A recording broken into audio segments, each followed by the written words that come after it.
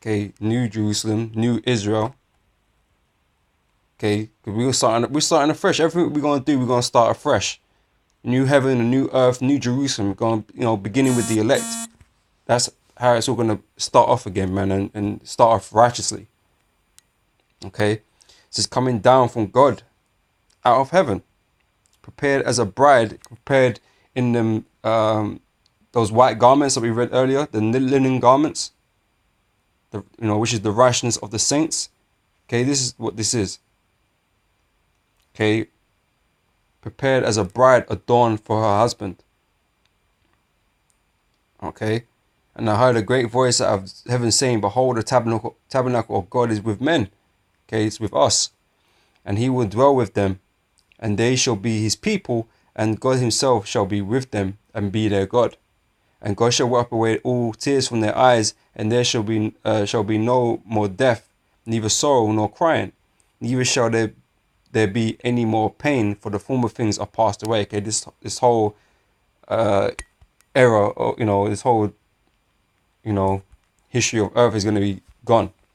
Okay, all these things that we endured are going to disappear. Okay. And he that sat upon the throne said, "Behold, I make all things new." Okay, we're going to renew things. We're going to start from the beginning again, basically. Okay, and he said unto me, "Write, for these words are true and faithful." Okay, so it's the deliverance of Israel, man, to bring us in, give us deliverance and salvation, to put us at peace. Okay, peace from our enemies, man, and peace with the Lord and Yahweh Shai. Okay, to be holy righteous once more. Well, holy righteous, more righteous than we've ever been. Okay, because we're going to be perfect in that day. Okay. But like I said, first and foremost, this is speaking about the elect. This is who are being married to the Lord. Okay. And like I said, 2/3 are going to perish. Okay, well, what's going to happen to them is, they're going to come back in the kingdom as our children, man. So they're, kind of like going to be the children of that marriage, if in a metaphorical or symbolic sense, But this is about the elect. Okay. It's Matthew chapter 25 and verse 1. It said, "Then shall the kingdom of heaven be likened unto 10 virgins." Okay. So when you read parables like this and it speaks about the kingdom of heaven, you might as well just, replace the word Israel, man. Then shall Israel be likened unto 10 virgins.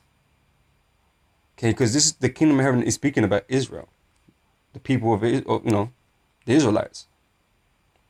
Okay, so then shall the kingdom of heaven be likened unto 10 virgins, which took their lamps and went forth to meet the bridegroom. Okay, 5 of them were wise and 5 were foolish. And they that were foolish took their lamps and took no oil with them, but the wise took oil in their vessels with their lamps. Okay, which represents, the truth, this knowledge, right? It represents the oil, right? So while the bridegroom tarried, all slumbered and slept.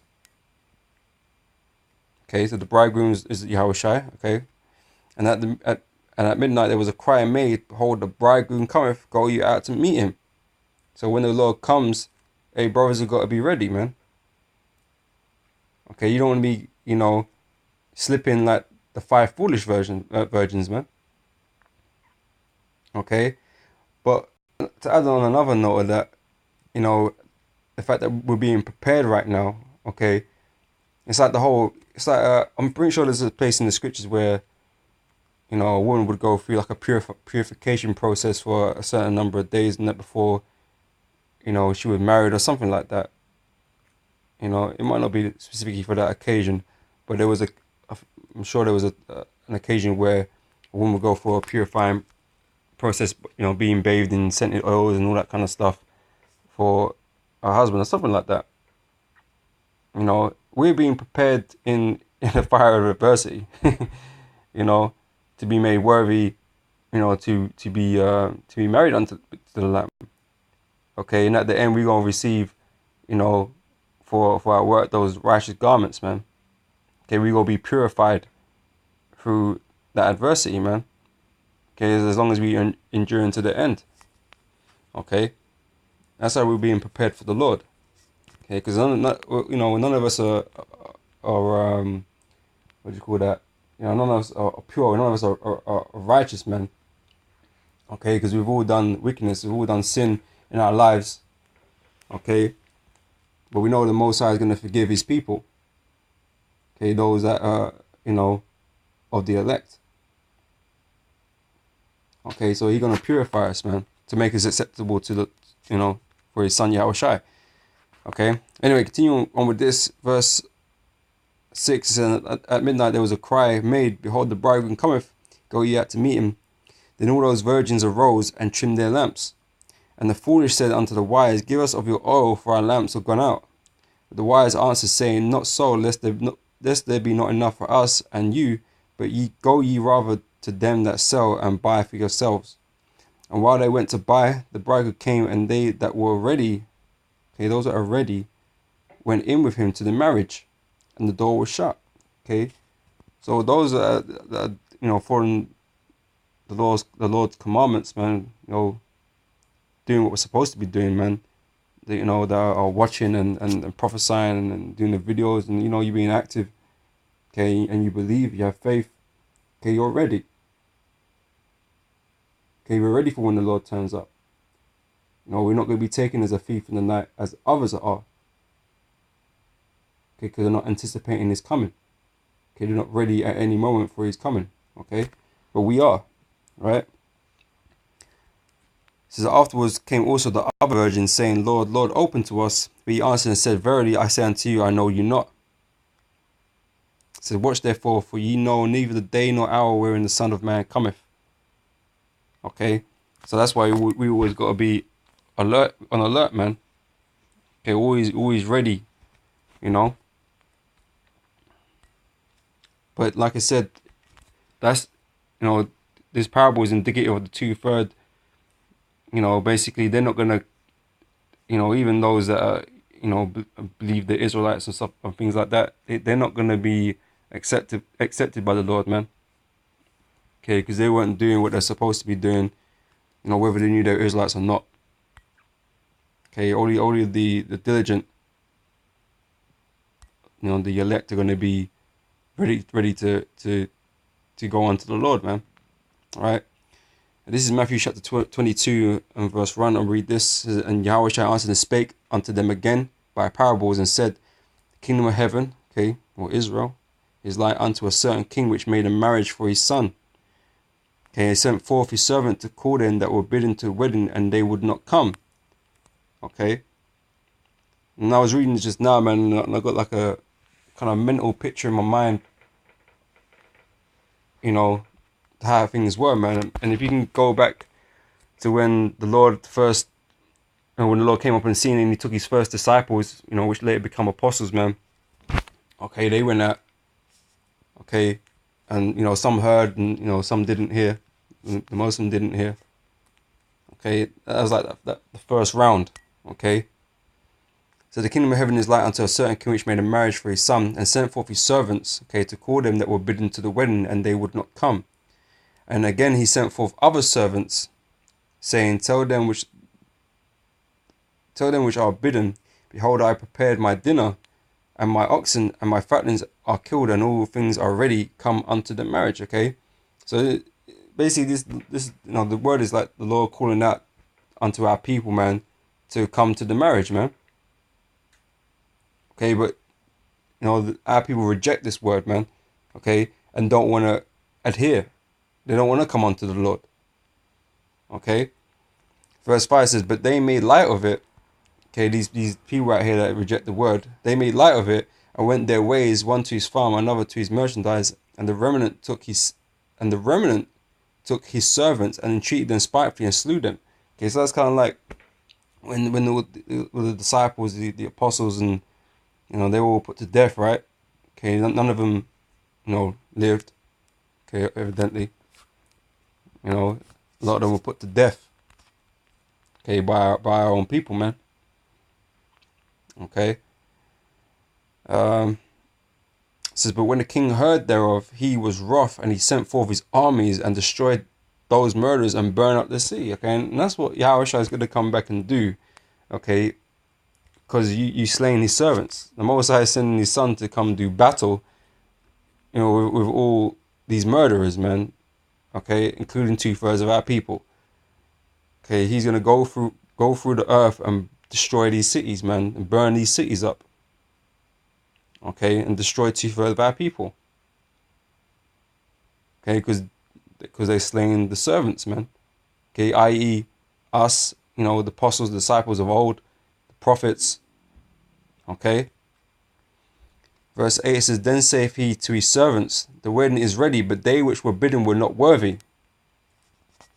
Okay. It says, go ye therefore into the highways, and as many as you find bid to the marriage. Okay, so he sent even more servants out. You know, and that's like our turn today. Okay, we've been sent out now. Okay, because Most High, you know, has sent other servants prior to us. Okay, like I mentioned, the prophets, the disciples, the apostles. Okay, they were sent out before us, man. Okay, but the Lord sent out even more servants afterwards, after they'd been put to death, after they died. Okay, and, you know, fast forward today, man, we've been sent. Okay, to do what? It says, verse 9 says, Go ye therefore into the highways, as many as ye shall find, bid to the marriage. Okay, so we're now set up to go out onto the highways and the hedges. That's where we are on the street, bidding, calling out to whoever will receive this word, whoever will be bidden to, who will be bid to the marriage. Okay, the elect, because all the elect is gonna hear this word and, you know, resonate with this word and understand. Okay, but the you know, the 2/3, you know, they won't understand, man. The wicked can't understand. Okay. So those servants went out into the highways and gathered together as many as they found, both bad and good. Because, like I said, none of us are perfect. Okay, we've been called, you know, into this marriage. Okay, but we're not clean. We're not perfect. Okay, we've all got sin that, you know, we have to atone for. Okay, and beg for mercy for, man. Okay, and the wedding was furnished with guests. Okay, and when the king came in to see the guests, he saw there a man which had not a wedding garment. So even, you know, those, like I said, that call themselves Israelites but not really doing what they're supposed to be doing. Okay, they're you know, they're calling themselves Israelites too. So they're among us. Okay, so to speak. Okay, on this earth. Those that claim to have the word of the Lord and, you know all these things and all that kind of stuff, but, you know, you won't find that they ain't really meant to be there. Okay, and they're going to be removed, right? So when the king came in to see the guests, he saw there a man which had not a wedding garment, and he saith unto him that don't have the truth. Okay, the wedding garment represents the truth. Okay, they don't have it, or not 100% of it. They got 90% of it, you know, whatever. But they don't have the whole complete truth. All right. And he saith unto him, Friend, how comest thou in hither, not having a wedding garment? And he was speechless. Okay. And then said the king to the servants, Bind him hand and foot, and take him away, and cast him into outer darkness. There shall be weeping and gnashing of teeth. Okay. So only these guys that are out there teaching false doctrines, you know, that are not sticking to the scriptures, okay, not warning the people, and so on and so forth, man. Basically, they're going to be ousted, man. They're going to be destroyed. Okay, their part is with the 2/3. Okay, this truth, this marriage, is set up for the elect. Okay, it says, For many are called, but few are chosen. Okay, we're out here calling people, man. Not everybody hears the word, takes up the cause. You know, some people hear this truth and, you know, go about their